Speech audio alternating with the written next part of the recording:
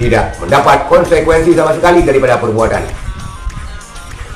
Sekali lagi kita tekankan, kalau menak Yakut hanya didenda nantinya oleh polisi dengan membayar tilang, maka selevel menteri 1000 kali sanggup membayar tilang per harinya.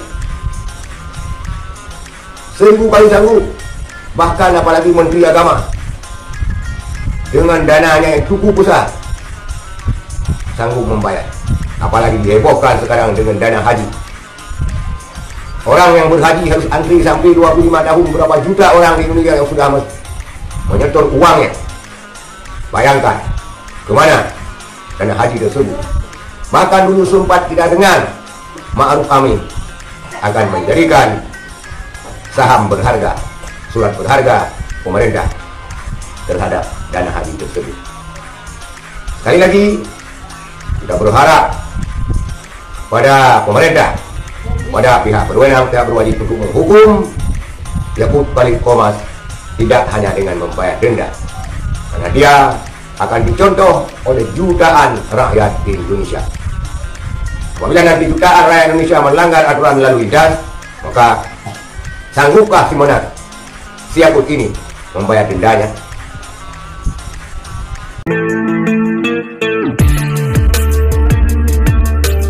Assalamualaikum warahmatullahi wabarakatuh. Saudara sekalian, heboh menak Yakut Khalil Qomas melanggar aturan lalu lintas. Mobil RI24 milik bos Yakut menembus jalur khusus ataupun menembus jalur busway Transjakarta. Apakah ini melanggar peraturan lalu lintas? Kalau memang tidak melanggar peraturan lalu lintas, maka netizen tidak perlu heboh-heboh. Tetapi kalau ini melanggar peraturan lalu lintas, maka menak Yakut harus dihukum. Bukan saja membayar denda tilang. Kalau selevel menteri didenda membayar denda tilang, dalam satu hari dia sanggup membayar 100 kali denda. Tetapi etika dan contoh terhadap rakyat Indonesia mana? Itu yang perlu dikedepankan. Moral, contoh, dan etika.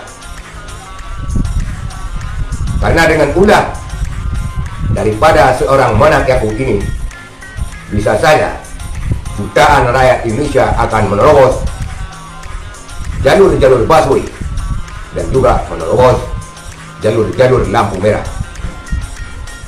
Lantas rakyat nanti akan didenda tilang, bahkan dihukum.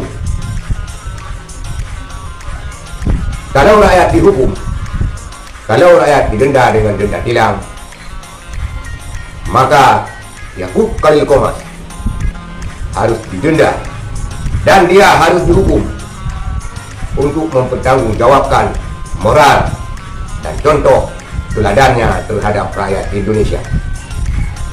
Jangan mentang-mentang menjadi menteri lantas menganggap diri bos paling besar di Indonesia. Maka tidak salah Yakut ini kita kasih gelar bos nomor wahid di Indonesia.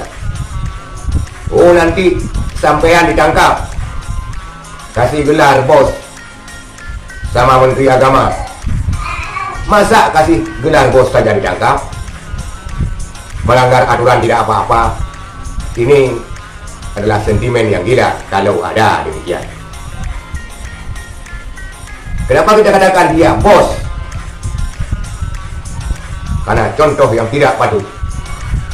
Dia berkilah. Contoh yang tidak sepantasnya berkilah. Jubir kementerian mengatakan tidak salah. Bahkan ada pemberitaan tidak setiap hari. Berarti ini bukan satu kali dia menembus jalur busway. Oh, alasannya diarahkan patwal. Patwalnya juga salah kalau memang melanggar peraturan lalu lintas. Karena patrol itu adalah polisi yang menjaga aturan lalu lintas. Maka sepantasnya patrol yang demikian harus dipecat, jangan hanya didenda. Apabila Menak Yakub santai-santai saja, berarti enak-enak saja sekarang. Jadi menteri, jadi preman, jadi menteri, jadi bos. Inilah yang kita katakan. Menak Yakub dengan julukannya bos paling wahid di Indonesia. Dia adalah menteri agama dengan berbagai macam kontroversi yang tidak pernah terjadi pada menteri-menteri agama sebelumnya. Dari sibuk dengan suara azan, dari sibuk dengan tadarusan dan tarawih, juga dia malah melanggar aturan lalu lintas. Menak Yakub memang kerjanya cukup banyak kontroversi yang tidak pernah kita temukan pada menteri-menteri agama sebelumnya. Para netizen menganggap dia sebagai bos wahid karena dia berasal dari sebuah organisasi keagamaan yang besar, yaitu Nahdlatul Ulama. Apakah karena di backing oleh Nahdlatul Ulama sehingga Menak Yakub bisa memberikan contoh-contoh yang tidak beradab dan beretika? Menak Yakub sempat kaget dengan ucapan Alhamdulillah, Astagfirullah. Dia mengkritisi seorang rektor Universitas Islam yang sering menyebut Astagfirullah, Alhamdulillah. Dia juga mengkritisi keputusan Majelis Ulama Indonesia tentang salam lintas agama. Lantas dia mengucapkan hal tersebut. Seharusnya kalau dia tidak setuju dengan keputusan Menteri Agama, diam saja. Dengan keputusan Majelis Ulama maksudnya, diam saja. Karena mereka itu berjenjang.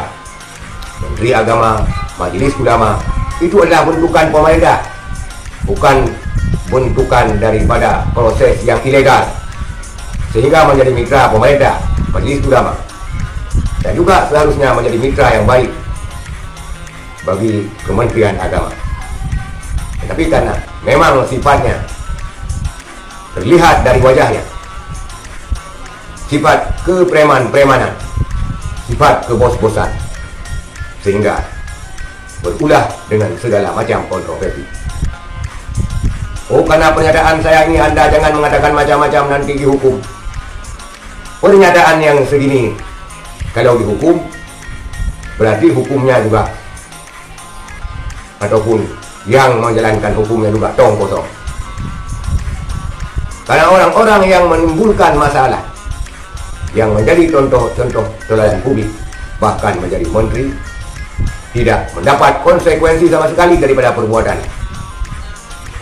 Sekali lagi kita tekankan, kalau Menak Yakub hanya didenda nantinya oleh polisi dengan membayar tilang, maka selevel menteri 1000 kali sanggup membayar tilang per harinya.